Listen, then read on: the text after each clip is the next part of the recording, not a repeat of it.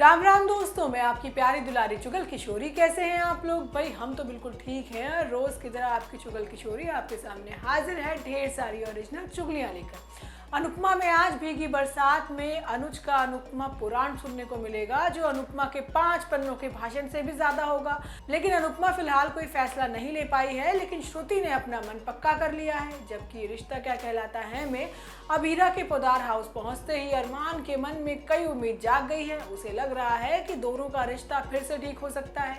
लेकिन दादीसा और संजय दोनों ही एक बार फिर अभीरा का करियर बर्बाद करने में लग जाएंगे। जबकि गुमे किसी के प्यार में सभी और रजत के बीच रोमांस होगा, लेकिन फिर धमाकों की बरसात भी होगी। अब ये तो थी मोटा मोटी जानकारी, लेकिन पूरी जानकारी के लिए रोज की तरह आपको हमारा शो देखना होगा। तो चलिए बिना देरी के पहले अनुपमा के सेट पर चलते हैं और जानते हैं कि आज अनुपमा में क्या खास होगा।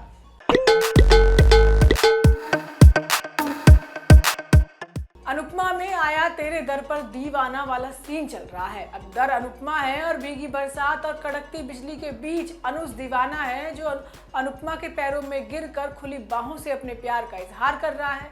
मतलब 55 में 15 की उम्र वाला रोमांस देखने को मिलेगा, जहां अनुपमा हाथ छुड़ाने की कोशिश करेगी और अनुज बार बार उससे लिपट जाएगा।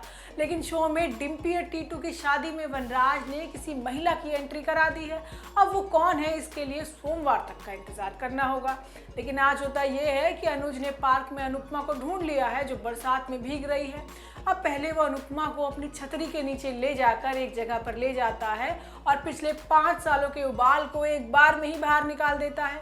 अनुज कहता है कि 5 साल पहले तुमने हमें छोड़ने का फैसला लिया और मैंने इस फैसले की इज्जत रखने के लिए फैसले को सिर आंखों पर रखा, लेकिन बार बार हमारी नाव एक ही किनारे पर आकर रुक रही है, क्योंकि कान्हा जी भी जानते हैं कि हम दोनों का फैसला ही गलत है। अब जब हम दोनों अलग रह ही नहीं पा रहे तो अलग रहना ही क्यों है।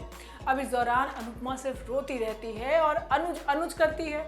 अब अनुज अनुपमा को घुटनों के बल बैठकर आई लव यू तक बोलता है, लेकिन अनुपमा अनुज का प्यार ठुकरा कर वहां से भाग जाती है।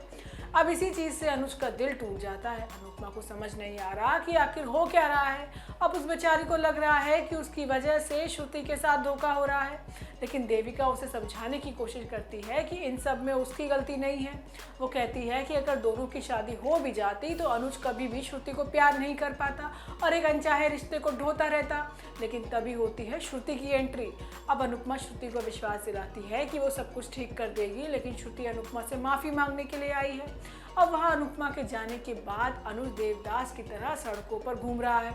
वहीं रिश्ता क्या कहलाता है में अरमान रोमियो बन गया है, जो अभीरा को देखकर सिर्फ अच्छे और रोमांस भरे सपने देखता है। लेकिन आज तो अरमान सबके सामने अभीरा की मांग भी भरने वाला है। लेकिन फिलहाल अभीरा का गुस्सा ठंडा नहीं हुआ है और गुस्से में आग में घी डालने का काम दादीसा ने किया है, जो अभीरा को देखते ही फट पड़ी है और उसे खरी खोटी सुनाती है। लेकिन आज होता ये है कि माधव और अभीरा पोदार हाउस पहुंच चुके हैं, जहां दादीसा और संजय को छोड़कर बाकी सभी लोग खुश हैं। अब अरमान को लग रहा है कि माधव की तरह अभीरा भी रिश्ते को नया मौका देने के लिए आई है। अब वो सपना देखता है कि अभीरा दोबारा घर में अपने रिश्ते को सुधारने की पहल कर रही है। अब अरमान की खुशी का ठिकाना नहीं है, लेकिन ये सिर्फ 2 पल की खुशी है, क्योंकि अरमान खुली आंखों से सपना देख रहा है। अब दादीसा माधव के आने से खुश है, लेकिन अभीरा को आते ही सुना देती है। वो कहती है कि ये लड़की इस घर के अंदर नहीं आएगी, लेकिन अभीरा का कहना है कि अगर उसके कदमों में दुनिया जहान के पैसे भी रख दिए जाएं तो भी वो घर के अंदर ना आए। अब दोनों के बीच इसी बात को लेकर तीखी बहस हो जाती है। अब माधव कहता है कि मैं तो यहाँ अभीरा के कहने पर आया हूँ और मुझे पता था यहाँ आने के बाद कुछ ऐसा ही होगा। अब माधव अभीरा को अपने साथ लेकर वापस जाने लगता है, लेकिन विद्या गिड़गिड़ाने लगती है। वो कहती है कि मत जाइए, आपके लिए हमारा रिश्ता अभीरा से बढ़कर है क्या। लेकिन माधव का कहना है कि तुम सिर्फ अच्छी बहू बन पाई हो, मेरी पत्नी नहीं।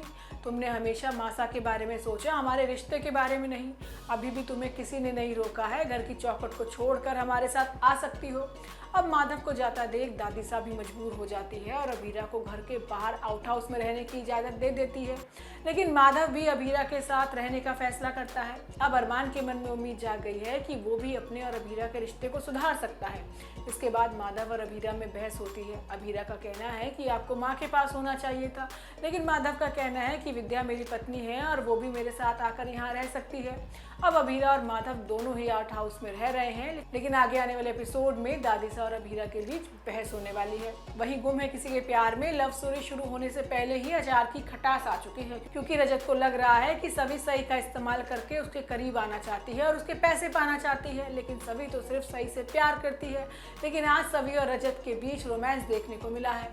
अब सही का स्पोर्ट डे है और रजत वहां पहुंच चुका है।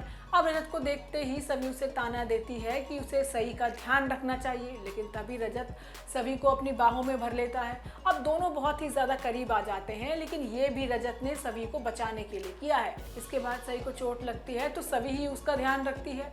अब रजत को बुरा लगता है कि सही सभी के कुछ ज्यादा ही क्लोज आ गई है और वो उसका गलत मतलब निकालने लगता है। उसे लगने लगा है कि ये सब सभी सिर्फ और सिर्फ पैसों के लिए कर रही है। तो दोस्तों, ये तो थी आज के तीनों सीरियल की पूरी जानकारी। आपको हमारा शो कैसा लगा हमें लाइक कमेंट करके ज़रूर बताइएगा, और अगर आपने हमारे चैनल को सब्सक्राइब नहीं किया है तो यहाँ से वो भी कर लीजिएगा। हम आपसे फिर मिलने आएंगे इसी समय पर नई जानकारी के साथ। राम राम।